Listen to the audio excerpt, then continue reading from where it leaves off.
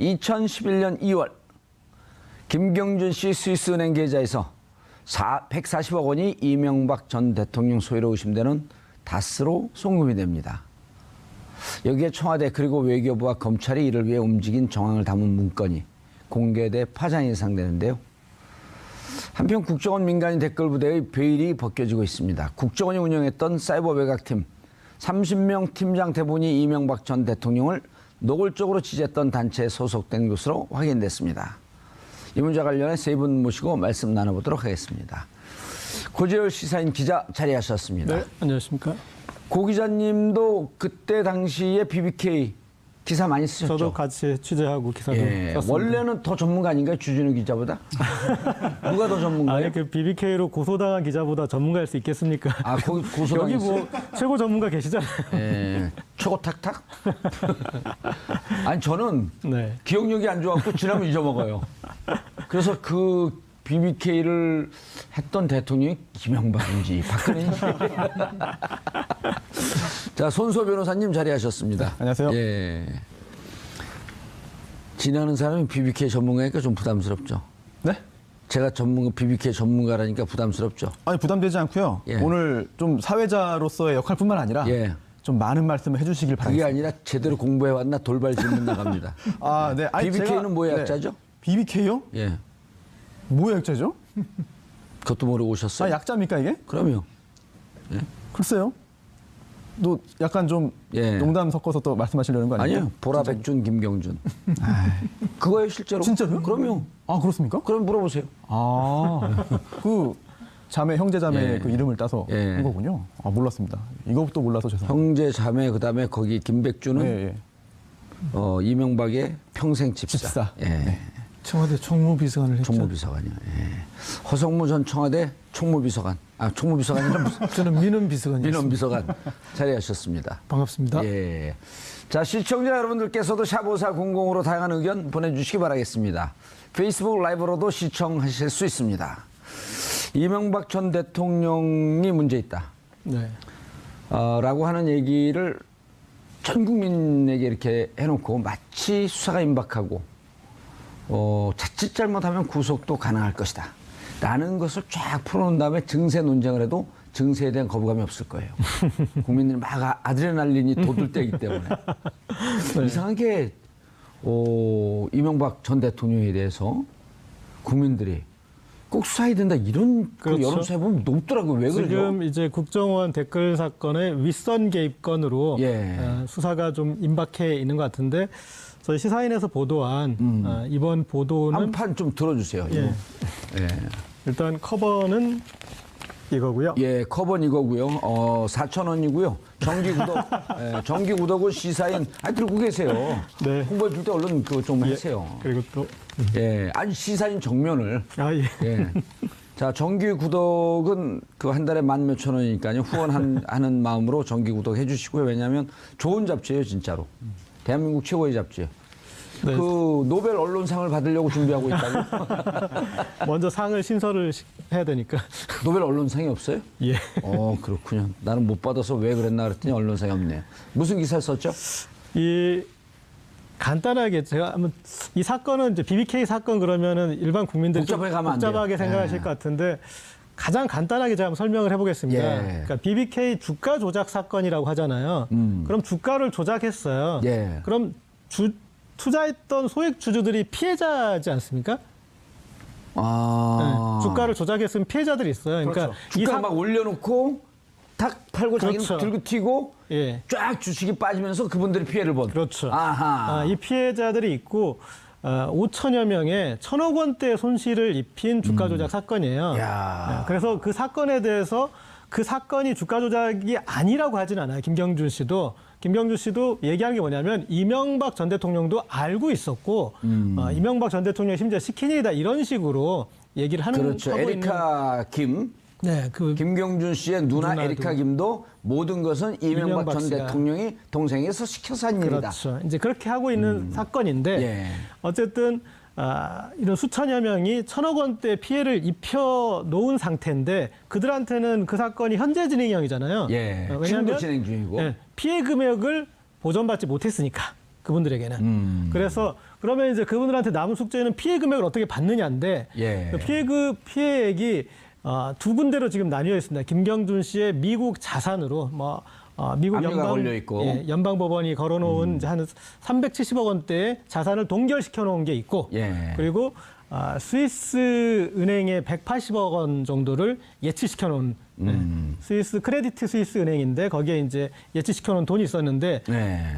이게 2011년 2월 1일 날 다스의 계좌로 140억 원이 송금됩니다. 다스는 이명박 전 대통령이 실소유자라고 알려진 그런 알려진. 의혹을 받고 있는 그렇죠. 감옥도 지금 조심하셔야 됩니다. 감옥도 안 가려면 지금 아들인 이시영 씨가 상무로 있는 아하. 그 회사인데 근데 여기서 이제 주목하셔야 되는 게 다스도 그 대주주 중에 한 명인 건 맞습니다. 예. 그런데 그 다스부터 그 돈을 줄 이유가 없고 첫 번째 다스는 이제 190억 원을 투자했었는데 40억 원은 당시에 이미 지금 이제 화면에 나오겠지만 50억 원은 이미 송금을 받았었습니다. 그러면 190억을 투자하고 50억 원 받았으니까 140억 원이 남지 않았습니까? 예. 그런데 그 140억 원을 다 받아가 버린 거예요. 네. 그러면 남아있는 다른 소액 투자자들 정말 그런 분들은 다 피해자로 남아있는데 예. 유독 다스만 아하. 일단은 이제 이런 것까지 근데 알려져 있는 사실입니다. 예. 140억 원이 입금이 됐다라는 것까지는 알려져 있고 저희 시사인에서 이번에 보도한 내용은 그 140억 원이 미국 연방법원도 스위스 법원도 이렇게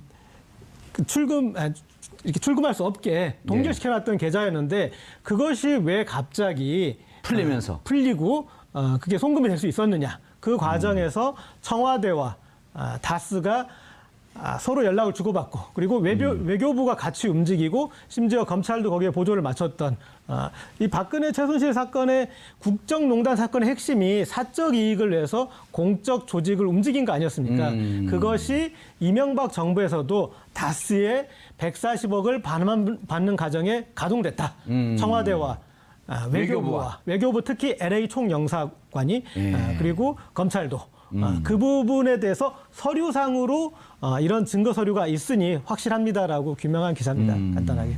그래서 이렇게 했을 것이다라고 하면서 증거를 댄 거죠. 자, 손소 변호사님. 네. 헷갈리죠? 오늘 말씀 잘해주셔가지고 상당 부분 헷갈리던 게 정리가 우리 많이 됐습니다. 청취자분들도 헷갈릴 수 있으니 네. 조금 더 보완을 하면요. 네. 5천 명이 김경준에게 우리 손해봤으니 이 주가 조작한 거 손해봤으니 좀 돈을 돌려주십시오 해갖고 미국에 있는 김경준한테 소송을 걸고 네. 소송을 그러니까 미국에 한 400억 가까이 되는 김경준 재산이 있으니까 압류를 걸어놔요. 네네. 당신 처분 하면 안 된다 이거. 그렇습니다. 그다음 동시에 스위스은행에 돈이 있다는데 스위스은행의 돈은 확인이 된 바가 없으니 네. 여기다는 걸지 못해요. 네. 그래서 미국 법원에서 이제 이게 지금 그 고재열 기자님이 한 것 중에 빠진 건데 미 법원에서 이 소액 주자들의 투자자들에게 돈을 돌려주시오 하고 판결이 내려졌어요. 그렇죠. 그리고 이명박 전 대통령 그 다스도 네. 우리가 140억 못 돌려받았으니까 돌려주시오 하니까 또 미 법원에서 하지만 거기서는 또 140억은 안 돌려줘도 됩니다. 그렇죠. 이렇게 두 개가 판결이 났는데 5천 명한테는 결국 아무것도 안 돌려주고 네. 돌려주지 말라고 했던 다스에는 네. 140억 원을 돌려주는 거예요. 그렇습니다. 그 부분이 잘 이해가 안 되죠. 예, 그리고 이 140억은 180억 중에 140억인데 이거는 또 미 연방법원에서 동결 명령을 스위스은행에다 내려놓은 거예요. 네. 그렇습니다. 근데 동결 명령 내렸는데 네. 고 기자님이 말씀하셨듯이 동결 명령 내는 게 어떻게 풀려서 어떻게 네. 넘겨줬지? 하나 더 나가면 네. 넘어간 게 2011년 2월인데 2월에 돈이 넘어가고 난 다음에 그로부터 한 달 가까이 지난 시점에 김경준 씨의 누나 에리카 김이 한국에 들어오면서 인터폴에 수배가 됐었거든요. 네. 근데 한국에 들어와서 두세 건의 검찰의 조사를 받은 게 모두 다 무혐의. 그렇습니다. 이러 다 끝나면서 땡 네. 정리. 굉장히 스펙터클하죠. 영화로 만들까요? 우리나라, 미국, 스위스 넘나듭니다. 예. 그런데 지금 말씀하신 포인트가 세 가지 같은데 첫 번째가 도대체 소송에서 이긴 다스한테는 김경준 씨가 왜 돈을 돌려주고 소송에서 소액 투자자들한테 졌는데 왜 돈을 안 줬느냐. 굉장히 이상하지 않습니까? 예. 여기에 대해서 김경준 씨가 밝힌 바가 있습니다. 예전에 인터뷰 한번 했죠. 예. 그래서 이명박 대통령 쪽에서 우리 가족들이 살 수 없을 만큼 너무 괴롭혔다.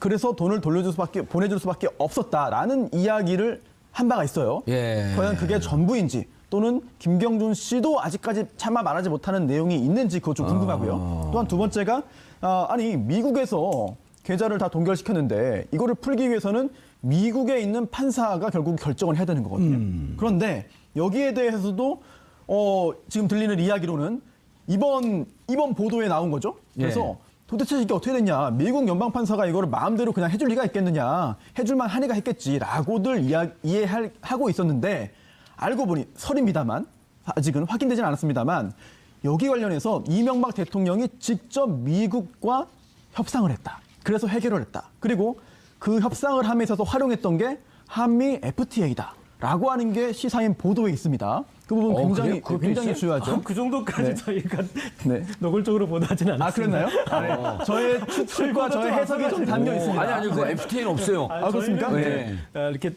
독자분들이 미루어 그렇게 짐작하실 수도 있게 이렇게 하긴 했지만 명시하진 그런가요? 않았습니다. 명시하진 않았어요. 저의 짐작과 네. 해석이 들어가 있습니다. 네. 그리고 또 에리카 킴 관련해서는 결국은 검찰에서 이게 에리카 킴의 입국 전에 이미 모종의 협상이나 이야기가 되어 있지 않다면 과연 에리카 킴이 입국을 했겠느냐. 또 입국해도 과연 그렇게 약속한 대로 진행이 됐겠느냐. 예. 이거 역시 뭐 단순히 검찰이 공명정대하게 객관적으로 수사를 했다라기보다는 전체적인 큰 그림을 미리 그려놓고 거기에서 일부 역할을 한 게 아니냐라는 의혹을 그동안 받아오고 있는 거죠. 아니 그리고 허성문 비서관님. 네. 그리고 그때 돈이 넘어간 걸 뒤에 네. 오드리 콜린스 판사거든요. 미국의 판사 동결 명령을 내린 분이에요. 그분이 돈이 넘어간 걸 알고 노발대발합니다. 도대체 이게 어떻게 풀렸으며 왜 돈이 넘어갔는지 이 과정을 수사하라 하면서 검찰에 지시를 합니다. 수사하라. 그래서 우리는 여기서 이거 이제 큰일 났구나. 이제 이게 대형 사고 터졌다. 이거 이제 다 밝혀질 것이다. 하고 있었는데 그로부터 지시하고 6개월이 지난 다음에 검찰에다가 지시를 해요. 지금까지 조사한 내용에 대해서 일절 발설하지 마라. 이게 뭐죠?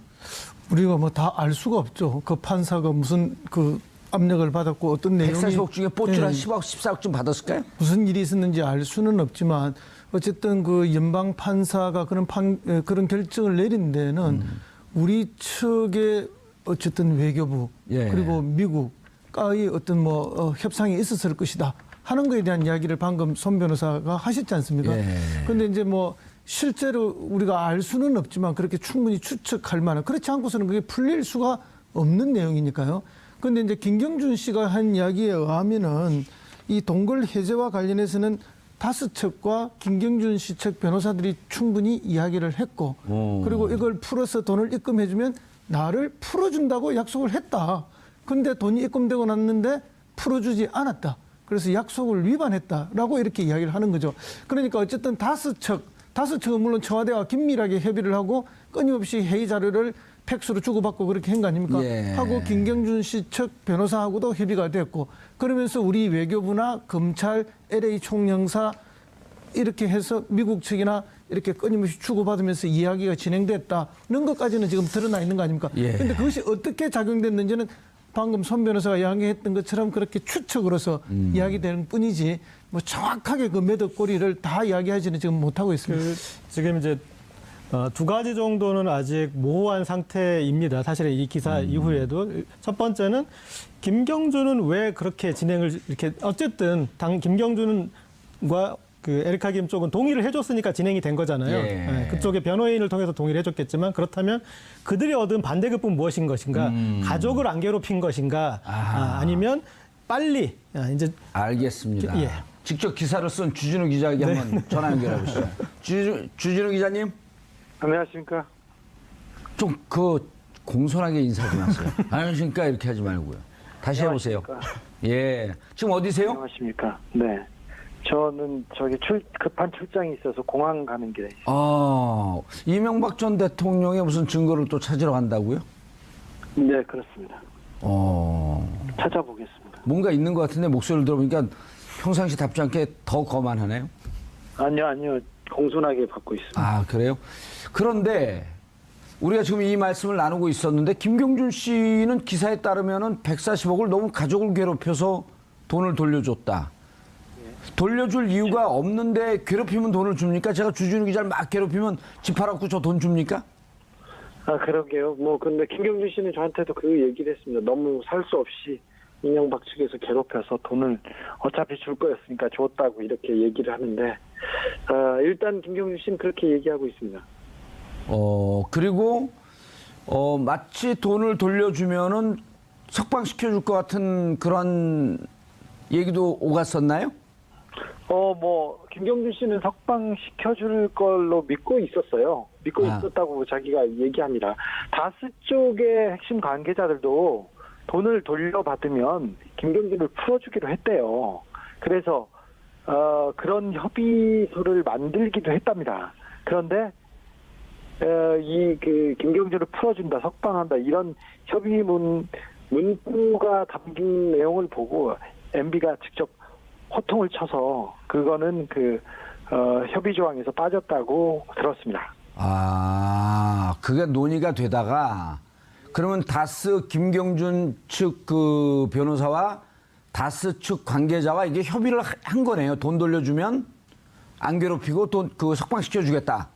예, 몇 가지 협의 사항이 있었어요. 그리고 협의 내용이 있었는데 뭐 그러니까 다스가 청구한 모든 소송들을 다 취하한다던가 그리고 돈을 돌려주고 그리고 몇 가지 비밀 협약을 맺는다던가 몇 가지 조항에 있습니다. 그리고 이 얘기에 대해서 다른 데서 발설하지 않는다 이런 몇 가지 조항들이 있는 걸로 알고 있는데 예. 그 안내 중에 하나가 김경준을 풀어준다는 내용도 처음에는 포함이 돼 있다가 빠진 걸로 알고 있습니다. 그런데 이게 당시 대통령 현역 근무 시절 현역 시절 아니에요? 네네. 이 돈을 받기 위해서 대통령 청와대 행정관이 움직이고 대통령이 직접 이거에 관여하면서 돈 돌려받는 작업을 했다? 예. 선뜻 이야기가 힘이 든데요? 아니요. 이명박 대통령은 그러고도 남을 뿐이세요. 그래서 잘 아시지 않습니까? 그 의원님께서. 잘 몰라요. 저는 그래서 박근혜 대통령이 돌려받았나? 이명박 대통령이 돌려받았나? 이것도 잘 헷갈려요. 이명박 대통령과 청와대가 예. 140억 관련돼서는 굉장히 노력하는 모습이 곳곳에서 보입니다. 제가 그 시사인 기사를 통해서 서류를 4개 정도 공개했는데. 네, 4개 정도 공개가 됐더라고요. 네, 4개 정도 공개했습니다. 오늘자 시사인에. 그런데, 한 40건 정도 되는 것 같습니다. BBK, 다스로부터 돈을 돌려받기 위해서 청와대가 움직이거나 아니면 공권력이 움직이거나 준비한 내용들이 보면 그러니까 그 돈을 받기 위해서 면밀하게 움직였고 면밀하게 움직였고 이 부분은 직접 대통령께서 보고를 받았다고 다스의 핵심 관계자는 말하고 있습니다. 야, 이 돈을 돌려받기 위해서 LA 총영사했던 김재수 총영사관과 다스 같이 회의를 했고 이것을 대통령이 보고를 받았다? 네. 이건 법적 관계 이런 걸 떠났고 그렇게 하려고 대통령이 됐나요? 대통령이 할 일은 아닌 것 같은데요? 140억을 다스로부터 돌려받는 것 자체가 예. 다스가 이명박 대통령하고 밀접한 관계가 있거나 그리고 BBK가 이명박 대통령하고 뗄 수 없는 그런 관계라는 것을 증명하기도 합니다. 그래서 그런데도 불구하고 그런 오해와 억측을 살 것이 뻔한데 왜 이명박 대통령은 아니라고 주장하고 있으니까. 그런데도 불구하고 이 140억을 받기 위해서 청와대가 움직인 걸 보면 예. 다스와 BBK가 이명박의 차명 소유가 아니라 이명박과 밀접한 관계가 있다는 것을 방증하는 증거라고 할 수 있죠. 그렇게 한간에 떠들고 있고 의혹을 받고 있는 이명박 대통령이 실질적 소유자일 것이다. 네. 이런 추정을 가능하게 할 수 있다 이런 말씀이신 거죠? 그렇게 확신하고 있습니다. 그리고 이상한 게 우리도 여기서 지금 말씀을 나눴지만 미 법원에서 다스에게 돈을 돌려줄 필요가 없다. 그런데 이제 옵셔널 벤처스 그러니까 피해자들이 있는 한 5천 명이 집단 소송을 내고 있는 곳에는 약 한 300억 이상의 돈을 돌려줘라 이렇게 판결이 났는데 거긴 안 돌려주고 네. 여기 140억은 돌려줬는데 이제 문제는 또 뭐냐면 스위스 은행의 은행 계좌를 동결을 시켜버렸거든요.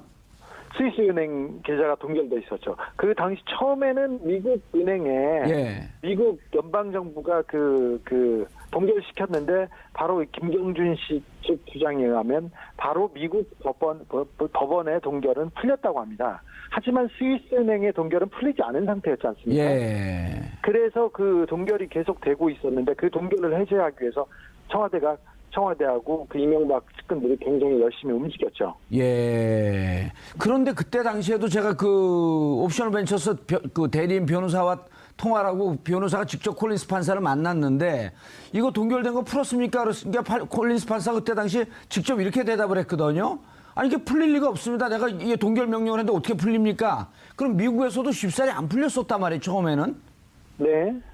그런데 그것이 어떻게 풀렸으며 또 스위스가 이중으로 묶여 있었던 거 아니에요, 돈이. 네, 그렇습니다. 근데 어떻게 이중에 자물쇠가 그렇게 동시에 풀릴 수가 있을까? 이거는 신의 영역인가? 네네. 이명박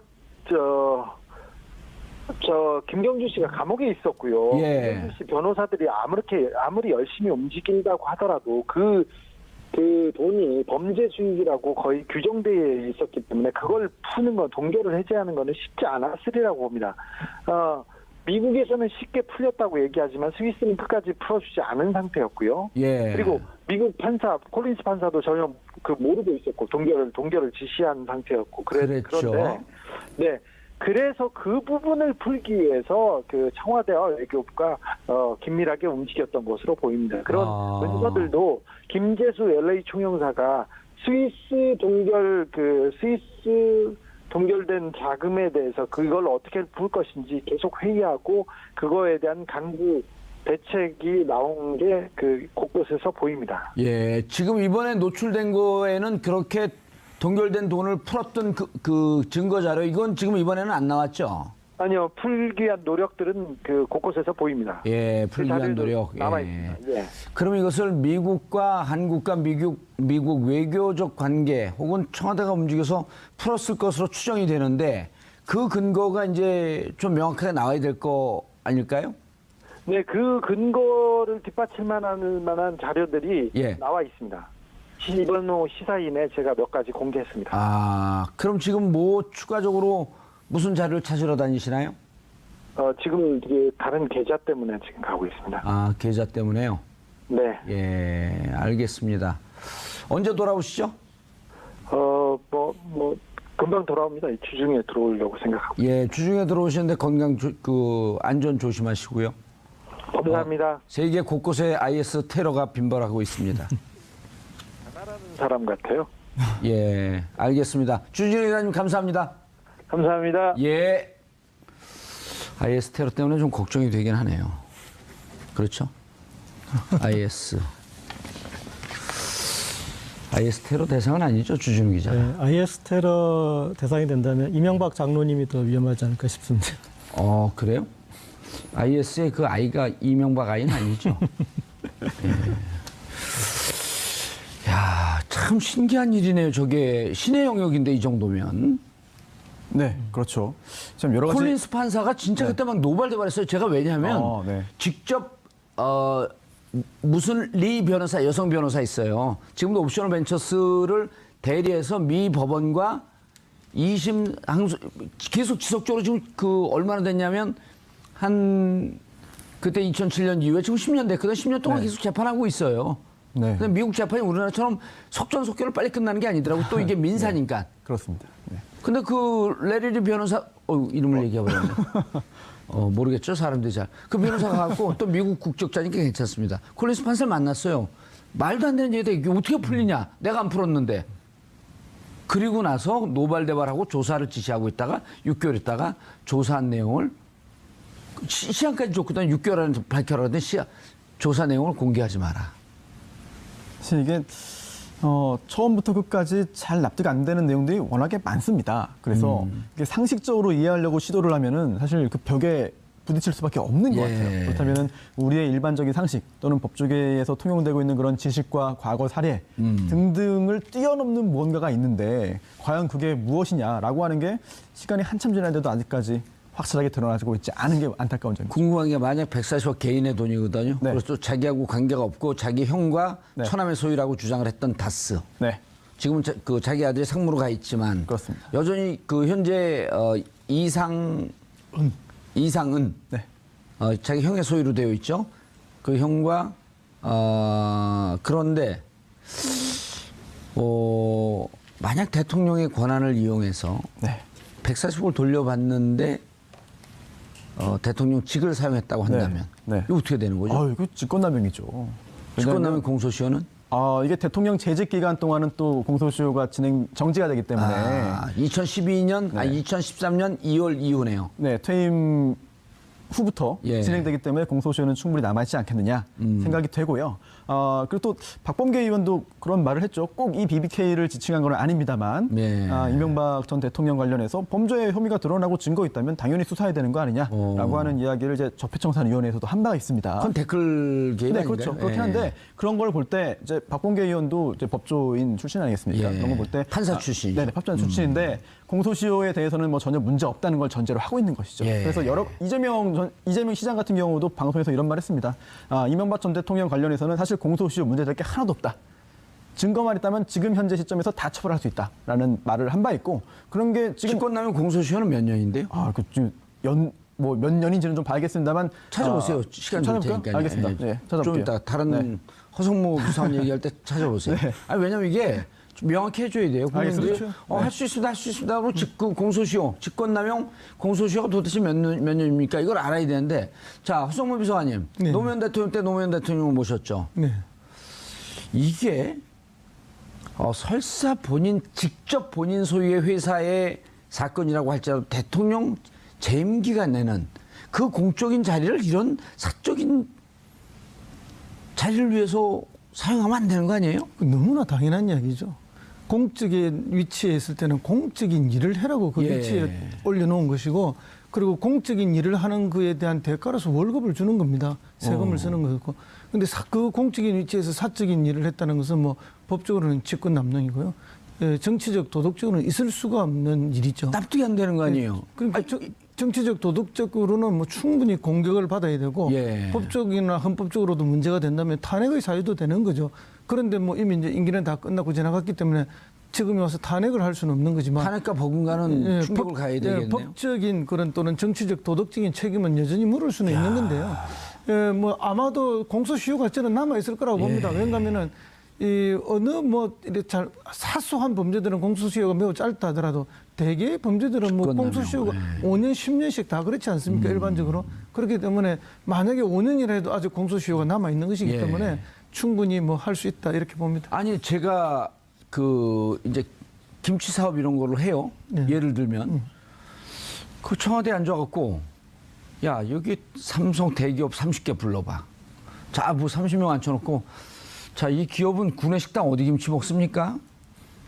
아유, 제가 김치 사업하는데 김치 사업 계약을 좀 해주시죠. 이건 뭐에 해당하나요? 이런 거하고 똑같거든요. 일종의 강매죠. 그것도 뭐 직권남용이죠. 직권남용 또는 강요죄가 될 수 있겠죠. 뭐. 직권남용에 의한 권리행사 방해. 그런 것도 될 수 예, 있고. 미국 가서 140억 찾아와. 행정관 어떻게 됐어? 다세 회의한 내용 가져와봐.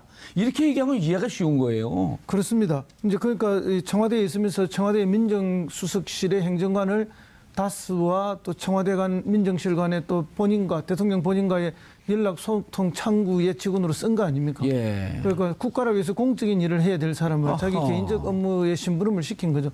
전담자까지 만들어서. 예. 그렇기 때문에 이거에 뭐 명백하게 문제가 있는 것이고요. 오늘 기사가 좀 어려웠나요? 다른 언론사에서 오늘 기사는 잘 안 받았더라고요. 저희가 아직 인터넷에 풀을 안 해가지고 이 기쁜 소식을 모르는 언론사가 많을 텐데 인터넷에 언론 풀을 쳐야 될 텐데. 오늘 좀 이게 방송 풀칠을. 듣고 예. 시사인 이렇게 읽어보시면 이 상황의 심각성을 아실 거고, 그러니까 그 직권남용의 증거들로 그 사람들이에요. 사람 자체가 그러니까 예. 청와대에 왜 미국 변호사 출신의 그 사람을 앉혀서 다스와의 연락책으로 행정관. 예, 그 예. 행정관을 삼았느냐. 그리고 그 행정관이 김재수 LA 총영사의 사실은 이제 부하종이나 마찬가지인 그런 사람이었잖아요. 그렇죠. 그런데 김재수 총영사도 사실은 총영사로 앉힌 것 자체가 문제가 됐어요. 미국 영주권자였어요. 그러니까 우리 법에 영주권자를 총영사로 앉힐 수가 없어서 일단은 그 영주권을 포기하고 그다음에 이제 총영사가 됐는데 그분이 하신 일이 우리가 총영사라는 역할은 교민들의 이해를 지켜달라는 그런 총영사잖아요. 예. 근데 대통령을 위해 일하고 이분은 다스랑 계속 회의를 했어요. 그래서 그 다스 쪽에서 계속 또 청와대 이 암흑의 행정관을 통해서 보고를 하면서 그 체계를 갖춰가지고 국가 조직 중에 청와대 이 비서관 수석실에 있는 행정관과 그리고 총영사가 대통령의 이해를 그것도 법적으로 보장받지 못한 이익을 지키기 위해서 움직였던 것들이 여러 서류로 이번에 주진우 기자가 아까 착각해가지고 문건 4개라고 그랬는데 5개거든요.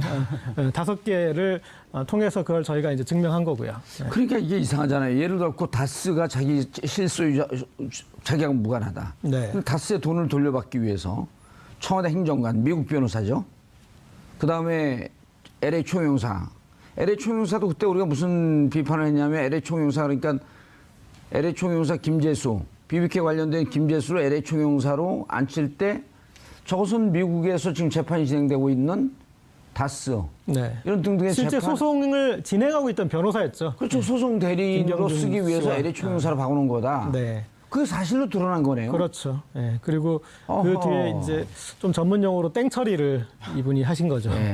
그러니까요. 그 이제 자기가 개인적으로 뭐 다스에서 그 변호인 비용을 지불해야 되지 않습니까? 예. 근데 총영사로 임명하고 그 밑에 있는 새끼 변호사를 청와대 민정실의 행정관으로 이러면 국고로 소송 비용을 대신 주는 거랑 마찬가지 아닙니까? 그러니까 굉장히 그 이명박 부도덕한 분. 대통령의 사업 수완이 뛰어난 사람이죠.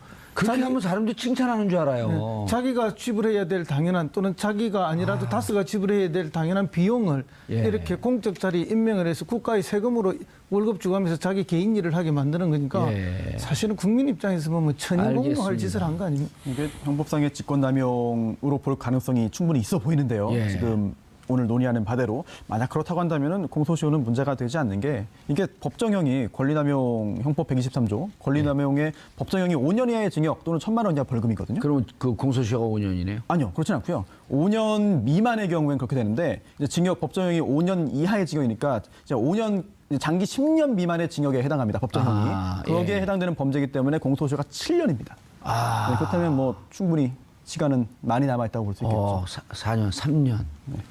아, 시간이 빨리 흘러가길 기다리는 사람이 있겠네요.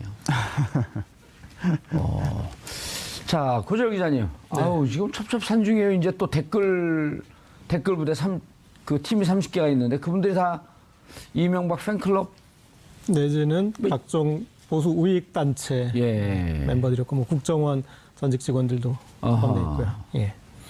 그러니까 이 사건하고 이제 다 연결될 것 같습니다. 대통령 제 생각에는 이명박 대통령이 좀 기다리시다가 한꺼번에 같이 다 조사를 받으셔도 될 것 같은데. 기쁘다 그분 가셨네. 이제 그런 노래를 좀 불러야 될 텐데 우리가 기쁘다 그분 가셨네. 네. 상당히 무상급식 이제 파들이. 이명박 대통령 조사까지 임박해 있는 것 같습니다. 아, 이번 이제 댓글 사건의 경우도 또 그때 당시에 댓글 수사했던 검찰의 전설의 칼잡이들이 다 모인 거 아니에요? 네. 그리고 사실은 이제 이명박 대통령 댓글 사건이 이제 이명박 그 팬클럽 조직이 연루돼 있다라는 거는 2007년 대선과 뭐 새누리당 그 당시에 한나라당 경선까지도 올라갈 수 있어요. 그러니까 거기서부터 했던 이제 연원이 깊은 멤버들이 등장할 것이고 그리고 뭐 일전에 이제 댓글 사건 전에 있었던 뭐 아고라에 대한 압력이나 기존의 뭐 블로그판이나 이런 것들을 전부 사이버 공간을 왜곡했던 것까지 다 시계열 분석이 가능해질 것 같습니다. 알겠습니다. 어떻게 될까요? 댓글에 대해서 MB에게 칼끝이 가고 있나요? 재수사하겠다라고 하는 입장을 밝혔죠. 네, 그렇습니다. 이게 원세훈 전 국정원장 재판이 이제 거의 마무리 단계에 있는데요. 예. 파기환송심 선고가 이제 30일로 예정돼 있습니다. 그 변론 제기 신청 안 하기로 했나요? 현재까지는 변론 제기 신청하지 않는 방향으로 결정을 내린 것으로 보입니다. 물론 전격적으로 할 수 있겠습니다만 지난주 말까지 결정을 하겠다는데 하지 아직 않았으면 예, 안 하겠다는 거죠. 네, 소식이 없는 것 같고 특히 이게 국정원 댓글 관련해서 이제 변론 제기 신청하는 게 마땅하지 않겠느냐라고 하는 여론이 처음에는 많이 있었습니다. 예. 그런데 검찰은 약간 다르게 보는 것 같은 게요. 이번에 새롭게 드러난 그 국정원 사이버 외곽팀 관련된 그런 민간 단체들 활동 관련된 것이 새로운 완전히 새로운 그런 범죄 사실을 보여준 건 아닌 것 같다. 그동안 검찰이 공소장에 기재했고 그리고 증거를 제출했던 것의 연장선상이다라고 보는 것 같습니다. 그래서 변론 재개 신청을 해서 다시 그걸 다 증거로 제출하고 시간을 더 끄는 것보다는 이번에 새로이 드러난 그런 그 관련자들에 대해서 수사를 빨리 진행하는 것이 더 타당하다라는 판단을 내린 것 같은데요. 예. 이거는 검찰이 좀 자신감이 있지 않고서는 할 수 없는 것 같아요. 왜냐하면은 이번에 파기환송심에서 국정원법 위반뿐만 아니라 공직선거법까지 다 유죄 판결이 선고되지 않는다면 사실 비난을 피해갈 수가 없거든요. 그렇다면은 이미 지금까지 파기환송심 진행된 걸 보아하니 예. 충분히 전부 다 유죄 판결 선고될 수 있다는 자신감을 보여주는 것이 아닌가라고 좀 판단이 되고요. 만약 그에 따른 결과가 그에 부합하는 결과가 나오지 않는다고 한다면은 뭐 책임 소재의 이야기도 나올 수 있을 것 같습니다. 선고 공판이 며칠이죠? 30일로 알고 있습니다. 30일이면은 수요일인가요? 글쎄요, 요일은 제가 잘 모르겠네요. 왜냐면 이번 주 25일 날은 이재용 부회장 금요일, 예, 30일 수요일이네요. 수요일이네요. 금요일, 수요일 아주 그냥 일주일이 급히 후딱후딱 지나가요. 선고 공판 기다리면서. 네. 이재용 부회장도 이번에 뭐 기다리는 결과가 있습니까? 아니 7년이 나올까 8년이 나올까 지금 내기했는데 그게 참 몇 년 예상하세요? 유무죄. 예. 아니요. 손수 변호사님. 아유, 저 숫자를 말씀드려야 되나요? 유무죄. 유죄라고 생각합니다. 예, 유죄면 일단 12년을 때렸는데 네. 미니멈 해도 그 7년 넘어가지 않아요? 반 아래로 떨어지게 되면 무능한 검사로 지켜버리니까. 글쎄요, 꼭 그렇게 볼 수 있을까요? 그건 또 내부 관행이 있으니까요. 변호사들은 구체적인 숫자를 이야기하면 예. 맞으면 다행이지만 틀렸을 때 굉장히 영업에 데미지가 있어요. 이게 사람들의 뇌 구조에 대해서 잘 몰라요. 몰라서 그래. 아니요. 맞히는 거에 충격이 큰 거죠. 틀리는 건 별로 충격이 안 커요. 그렇죠. 아예 저희가 네. 판사도 아닌데요. 그럼요. 7년, 8년.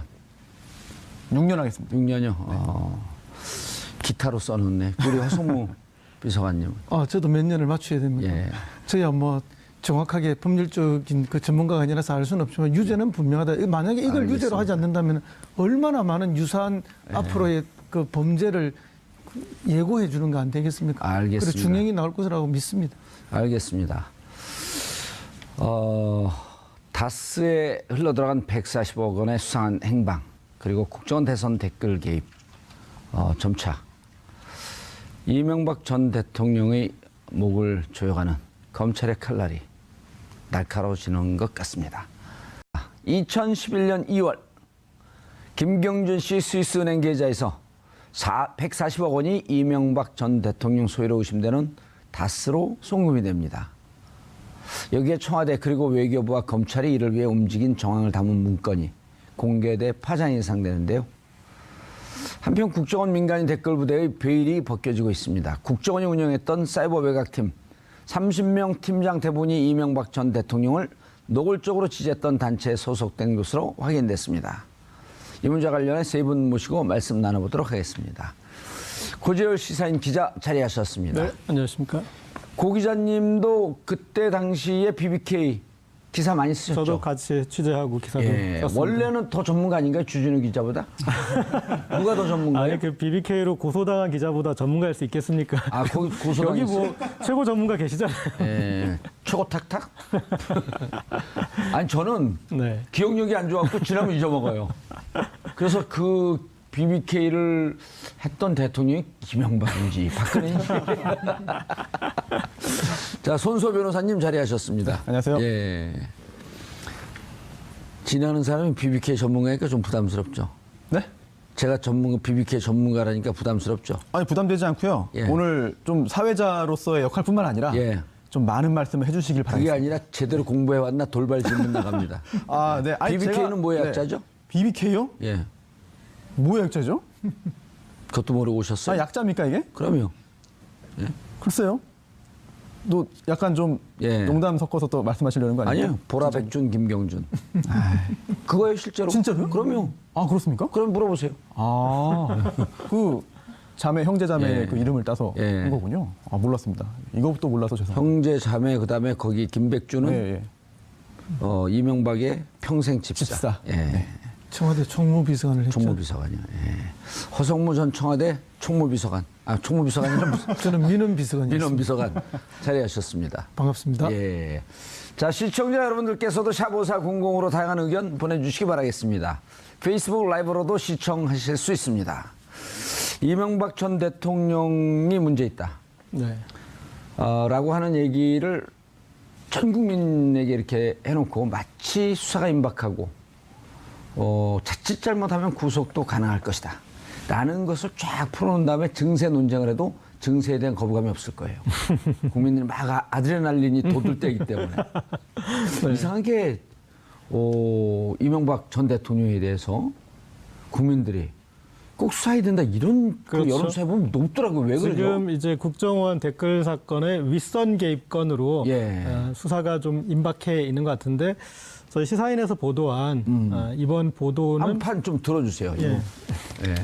일단 커버는 이거고요. 예, 커버는 이거고요. 4,000원이고요. 정기 구독, 정기 구독은 시사인. 들고 계세요. 네. 홍보해 줄 때 얼른 그거 좀 하세요. 그리고 또 예, 아니 시사인 정면을. 예. 예. 자, 정기 구독은 그 한 달에 10,000몇 원이니까요. 후원하는 마음으로 정기 구독 해주시고요. 왜냐하면 좋은 잡지예요, 진짜로. 대한민국 최고의 잡지예요. 네. 그 노벨 언론상을 받으려고 준비하고 있다고. 먼저 상을 신설을 해야 되니까. 노벨 언론상이 없어요? 예. 그렇군요. 나는 못 받아서 왜 그랬나 그랬더니 언론상이 없네요. 무슨 기사를 썼죠? 간단하게 제가 한번 이 사건은 이제 BBK 사건 그러면은 일반 국민들이 좀 복잡하게 가면 안 돼요. 복잡하게 생각하실 예. 것 같은데 가장 간단하게 제가 한번 설명을 해보겠습니다. 예. 그러니까 BBK 주가 조작 사건이라고 하잖아요. 그럼 주가를 조작했어요. 예. 그럼 투자했던 소액 주주들이 피해자지 않습니까? 네. 주가를 조작했으면 피해자들이 있어요. 그러니까 주가 막 올려놓고 탁 팔고 그렇죠. 자기는 들고 튀고 예. 쫙 주식이 빠지면서 그분들이 피해를 본. 그렇죠. 아하. 이 피해자들이 있고 5천여 명의 1,000억 원대 손실을 입힌 주가 조작 사건이에요. 야. 네, 그래서 그 사건에 대해서 그 사건이 주가 조작이 아니라고 하진 않아요. 김경준 씨도 얘기한 게 뭐냐면 이명박 전 대통령도 알고 있었고 이명박 전 대통령이 심지어 시킨 일이다 이런 식으로 얘기를 그렇죠. 하고 에리카 김. 네, 김경준 씨의 누나 누나도. 에리카 김도 모든 것은 이명박 전 씨가. 대통령이 동생에서 시켜서 한 일이다. 그렇죠. 이제 그렇게 하고 있는 사건인데 예.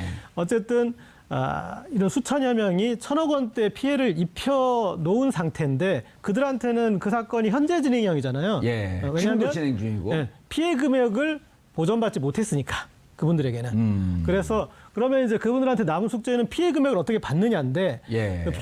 피해액이 두 군데로 지금 나뉘어 있습니다. 김경준 씨의 미국 자산으로 미국 압류가 걸려 있고. 연방법원이 걸어놓은 이제 한 370억 원대의 자산을 동결시켜 놓은 게 있고 예. 그리고 스위스 은행의 180억 원 정도를 예치시켜 놓은 스위스 크레디트 스위스 은행인데 거기에 이제 예치시켜 놓은 돈이 있었는데 네. 이게 2011년 2월 1일 날 다스의 계좌로 140억 원이 송금됩니다. 다스는 이명박 전 대통령이 실소유자라고 알려진 그런 알려진. 의혹을 받고 있는. 그렇죠. 감옥도 지금 조심하셔야 됩니다. 감옥도 안 가려면. 지금 아들인 이시영 씨가 상무로 있는 아하. 그 회사인데, 근데 여기서 이제 주목하셔야 되는 게 다스도 그 대주주 중에 한 명인 건 맞습니다. 예. 그런데 그 다스부터 그 돈을 줄 이유가 없고 첫 번째 다스는 이제 190억 원을 투자했었는데 40억 원은 당시에 이미 지금 이제 화면에 나오고 있지만 50억 원은 예, 이미 예. 송금을 받았었습니다. 그러면 190억 원을 투자하고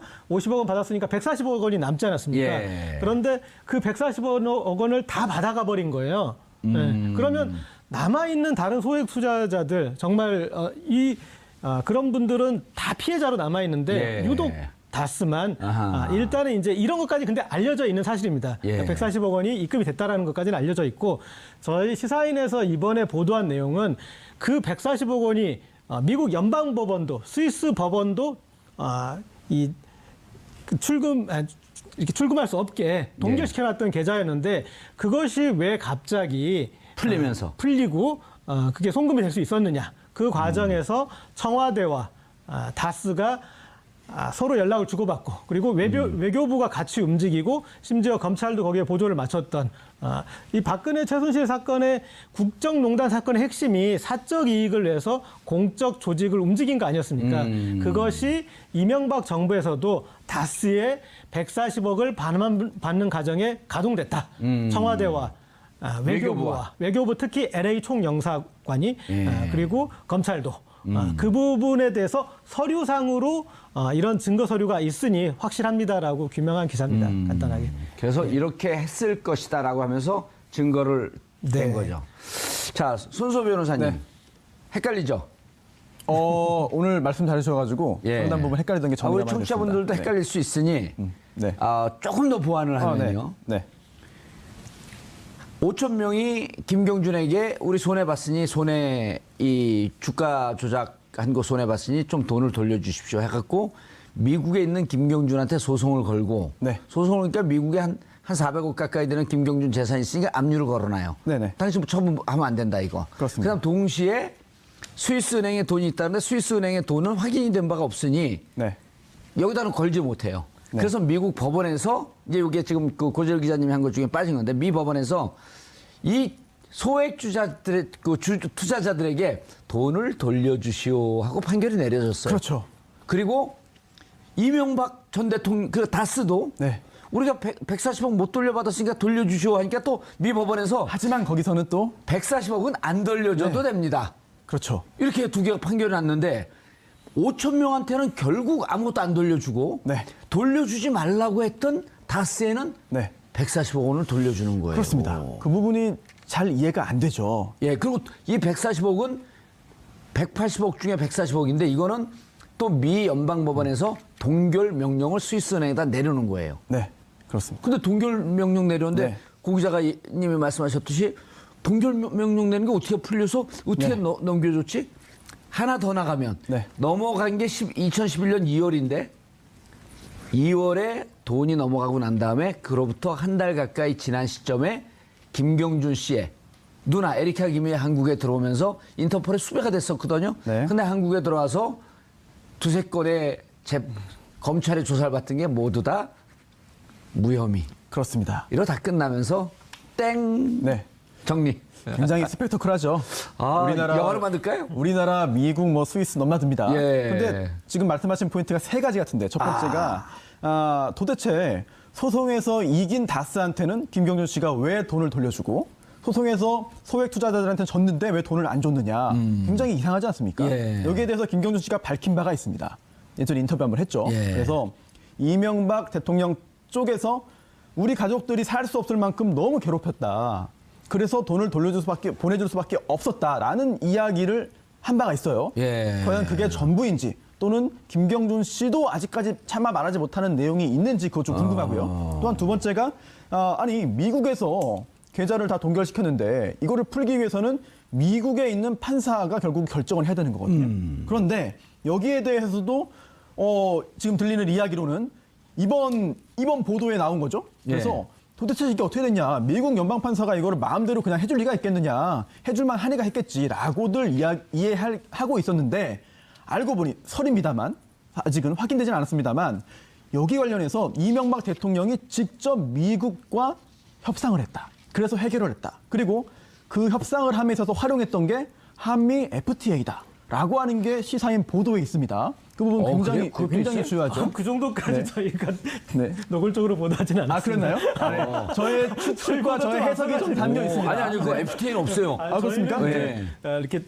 독자분들이 미루어 그렇게 짐작하실 수도 있게 이렇게 하긴 했지만 명시하진 그런가요? 않았습니다. 명시하진 않았어요. 저의 짐작과 네. 해석이 들어가 있습니다. 네. 그리고 또 에리카 킴 관련해서는 결국은 검찰에서 이게 에리카 킴의 입국 전에 이미 모종의 협상이나 이야기가 되어 있지 않다면 과연 에리카 킴이 입국을 했겠느냐.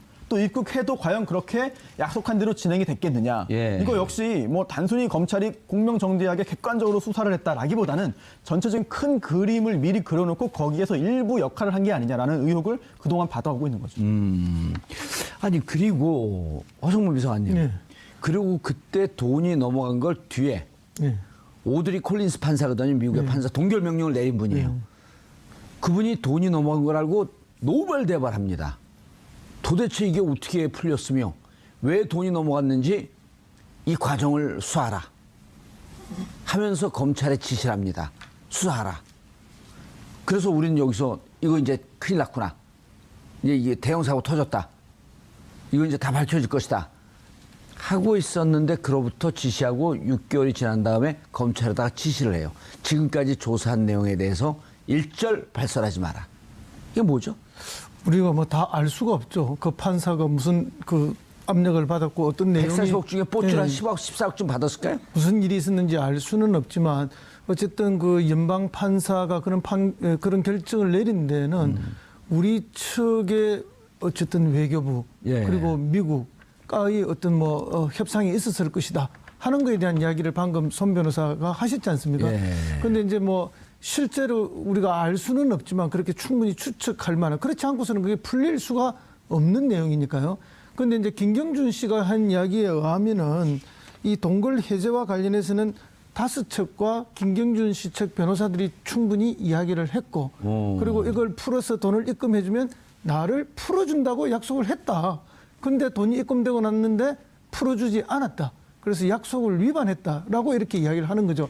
그러니까 어쨌든 다스 측은 물론 청와대와 긴밀하게 협의를 하고 끊임없이 회의 자료를 팩스로 주고받고 그렇게 한 거 아닙니까? 예. 하고 김경준 씨 측 변호사하고도 협의가 됐고 그러면서 우리 외교부나 검찰, LA 총영사 이렇게 해서 미국 측이나 이렇게 끊임없이 주고받으면서 이야기가 진행됐다는 것까지는 지금 드러나 있는 거 아닙니까? 예. 그런데 그것이 어떻게 작용됐는지는 방금 손 변호사가 이야기했던 것처럼 그렇게 추측으로서 이야기되는 뿐이지 뭐 정확하게 그 매듭꼬리를 다 이야기하지는 지금 못하고 있습니다.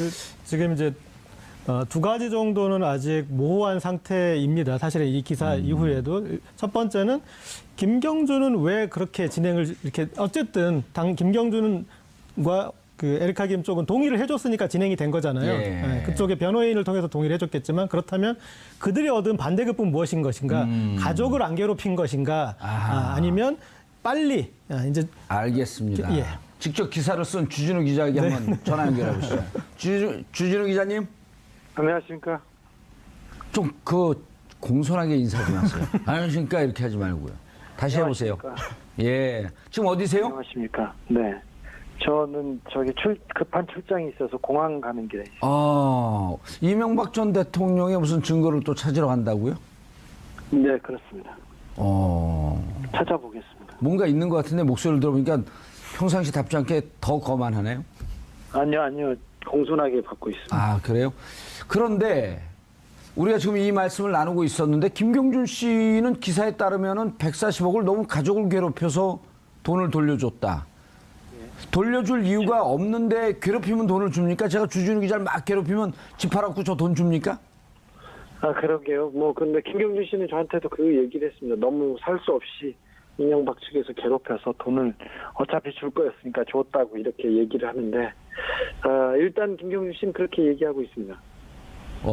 그리고 마치 돈을 돌려주면은 석방시켜줄 것 같은 그런 얘기도 오갔었나요? 김경준 씨는 석방시켜줄 걸로 믿고 있었어요. 믿고 있었다고 자기가 얘기합니다. 다스 쪽의 핵심 관계자들도 돈을 돌려받으면 김경준을 풀어주기로 했대요. 그래서 그런 협의서를 만들기도 했답니다. 그런데 김경준을 풀어준다, 석방한다 이런 협의 문구가 담긴 내용을 보고 MB가 직접 호통을 쳐서 그거는 협의 조항에서 빠졌다고 들었습니다. 그게 논의가 되다가 그러면 다스 김경준 측 그 변호사와 다스 측 관계자와 이게 협의를 한 거네요. 돈 돌려주면 안 괴롭히고 돈 석방시켜주겠다. 예, 몇 가지 협의 사항이 있었어요. 그리고 협의 내용이 있었는데 그러니까 다스가 청구한 모든 소송들을 다 취하한다던가 그리고 돈을 돌려주고 그리고 몇 가지 비밀 협약을 맺는다던가 몇 가지 조항에 있습니다. 그리고 이 얘기에 대해서 다른 데서 발설하지 않는다 이런 몇 가지 조항들이 있는 걸로 알고 있는데 예. 그 안에 중에 하나가 김경준을 풀어준다는 내용도 처음에는 포함이 돼 있다가 빠진 걸로 알고 있습니다. 그런데 이게 당시 대통령 현역 근무 시절 그 현역 시절 아니에요? 네네. 이 돈을 받기 위해서 대통령 청와대 행정관이 움직이고 대통령이 직접 이거에 관여하면서 돈 돌려받는 작업을 했다? 예. 선뜻 이야기가 힘이 든데요? 아니요, 이명박 대통령은 그러고도 남을 뿐이세요. 그래서 잘 아시지 않습니까, 그 의원님께서. 잘 몰라요. 저는 그래서 박근혜 대통령이 돌려받았나 이명박 대통령이 돌려받았나 이것도 잘 헷갈려요. 이명박 대통령과 청와대가 예. 그 140억 관련돼서는 굉장히 그 노력하는 모습이 곳곳에서 보입니다. 제가 그 시사인 기사를 통해서 서류를 4개 정도 공개했는데. 네 개 정도 공개가 됐더라고요. 네, 4개 정도 공개했습니다. 오늘자 시사인에. 그런데, 한 40건 정도 되는 것 같습니다. 그 BBK 그 다스로부터 돈을 돌려받기 위해서 청와대가 움직이거나 아니면 그 공권력이 움직이거나 그 준비한 내용들이 보면 그러니까 그 돈을 받기 위해서 면밀하게 수사하고 또 미국 국적자니까 괜찮습니다. 콜린스 판사를 만났어요. 말도 안 되는 얘기다. 이게 어떻게 풀리냐. 내가 안 풀었는데. 그리고 나서 노발대발하고 조사를 지시하고 있다가 6개월 있다가 조사한 내용을 시한까지 줬거든. 6개월 안에 밝혀라 그랬더니 조사 내용을 공개하지 마라. 사실 이게 처음부터 끝까지 잘 납득 안 되는 내용들이 워낙에 많습니다. 그래서 이게 상식적으로 이해하려고 시도를 하면은 사실 그 벽에 부딪힐 수밖에 없는 것 같아요. 그렇다면은 우리의 일반적인 상식 또는 법조계에서 통용되고 있는 그런 지식과 과거 사례 등등을 뛰어넘는 무언가가 있는데 과연 그게 무엇이냐라고 하는 게 시간이 한참 지났는데도 아직까지 확실하게 드러나지고 있지 않은 게 안타까운 점입니다. 궁금한 게 만약 140억 개인의 돈이거든요. 네. 그래서 또 자기하고 관계가 없고 자기 형과 네. 처남의 소유라고 주장을 했던 다스. 네, 지금은 그 자기 아들이 상무로 가 있지만 그렇습니다. 여전히 그 현재 이상은 네. 자기 형의 소유로 되어 있죠. 그 형과 그런데 만약 대통령의 권한을 이용해서 네. 140억을 돌려받는데 대통령직을 사용했다고 한다면 네. 이거 어떻게 되는 거죠? 이거 직권남용이죠. 직권남용 공소시효는 이게 대통령 재직 기간 동안은 또 공소시효가 정지가 되기 때문에 2012년, 2013년 2월 이후네요. 네, 퇴임 후부터 예. 진행되기 때문에 공소시효는 충분히 남아있지 않겠느냐 생각이 되고요.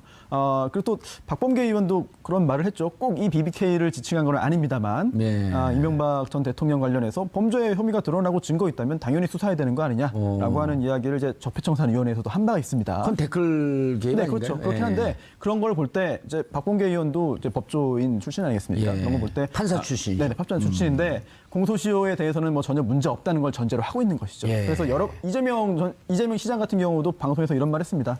이명박 전 대통령 관련해서는 사실 공소시효 문제될 게 하나도 없다. 증거만 있다면 지금 현재 시점에서 다 처벌할 수 있다라는 말을 한 바 있고 그런 게 지금 직권남용 공소시효는 몇 년인데요?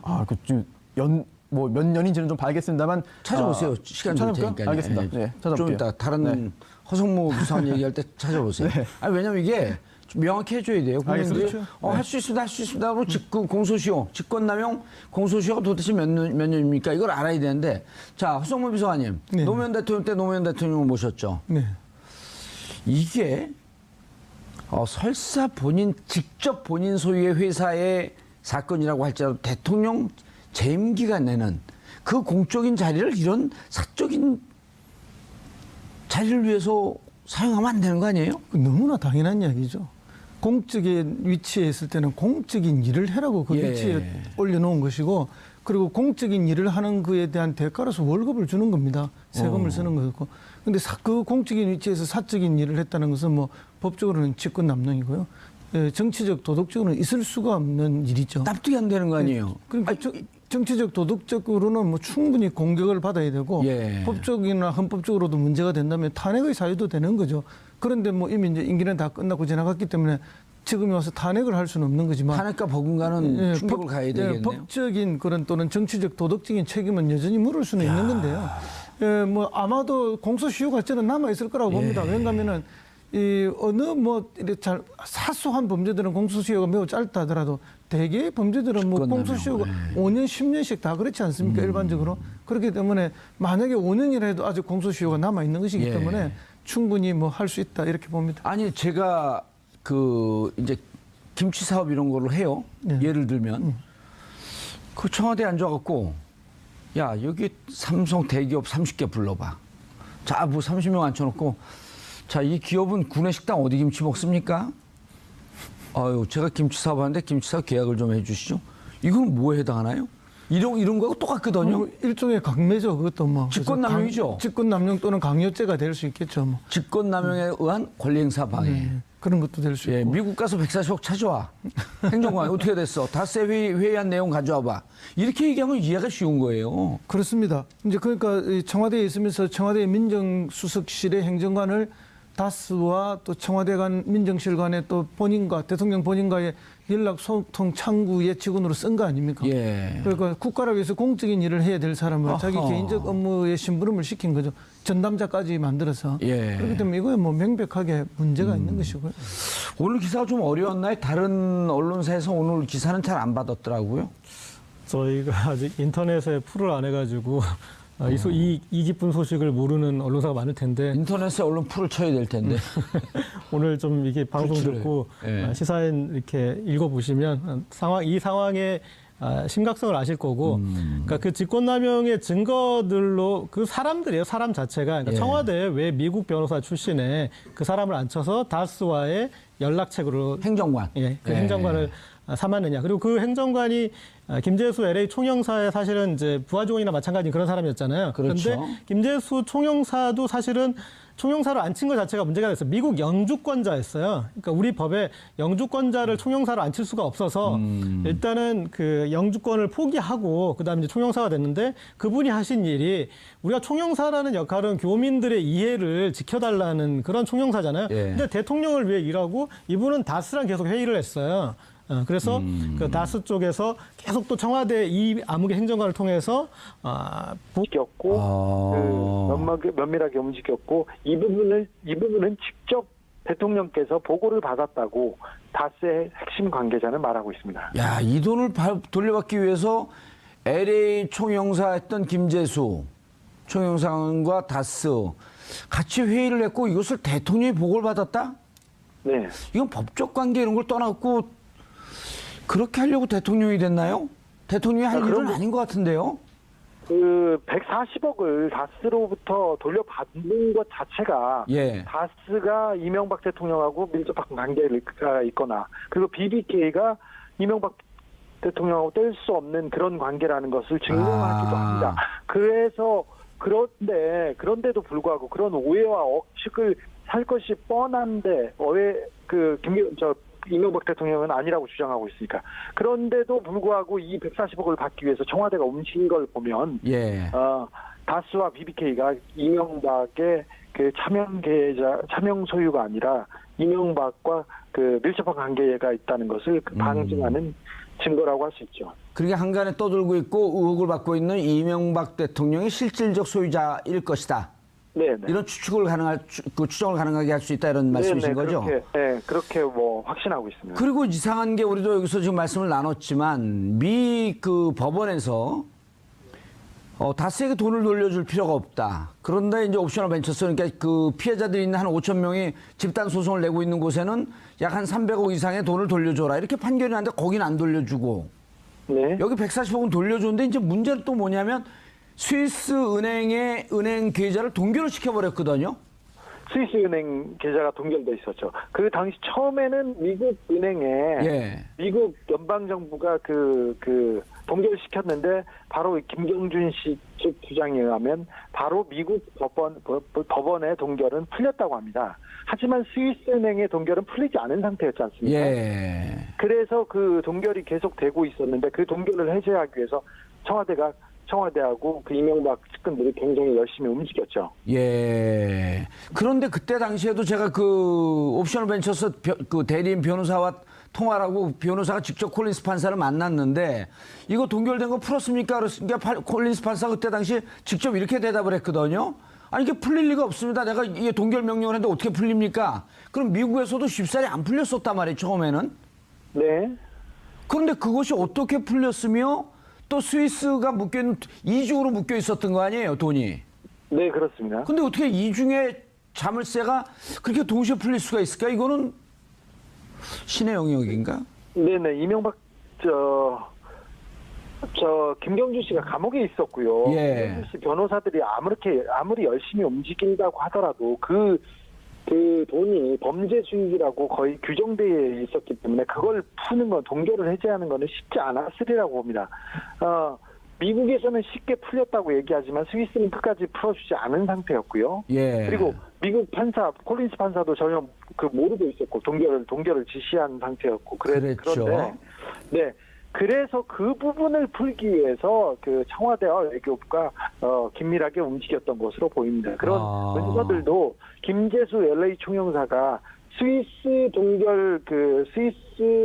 동결된 자금에 대해서 그걸 어떻게 풀 것인지 계속 회의하고 그거에 대한 강구 대책이 나온 게 그 곳곳에서 보입니다. 예, 지금 이번에 노출된 거에는 그렇게 동결된 돈을 풀었던 그 증거 자료, 이건 지금 이번에는 안 나왔죠? 아니요, 풀기 위한 노력들은 그 곳곳에서 보입니다. 예, 풀기 위한 노력. 남아 예. 있습니다. 예. 그럼 이것을 미국과 한국과 미국 외교적 관계 혹은 청와대가 움직여서 풀었을 것으로 추정이 되는데 그 근거가 이제 좀 명확하게 나와야 될 거 아닐까요? 네, 그 근거를 뒷받침할 만한 자료들이 예. 나와 있습니다. 이번 시사인에 제가 몇 가지 공개했습니다. 아, 그럼 지금 뭐 추가적으로 무슨 자료를 찾으러 다니시나요? 지금 이게 다른 계좌 때문에 지금 가고 있습니다. 아, 계좌 때문에요? 네. 예, 알겠습니다. 언제 돌아오시죠? 금방 돌아옵니다. 주중에 들어오려고 생각하고. 예, 주중에 들어오시는데 안전 조심하시고요. 감사합니다. 세계 곳곳에 IS 테러가 빈발하고 있습니다. 사람 같아요. 예, 알겠습니다. 주진우 기자님 감사합니다.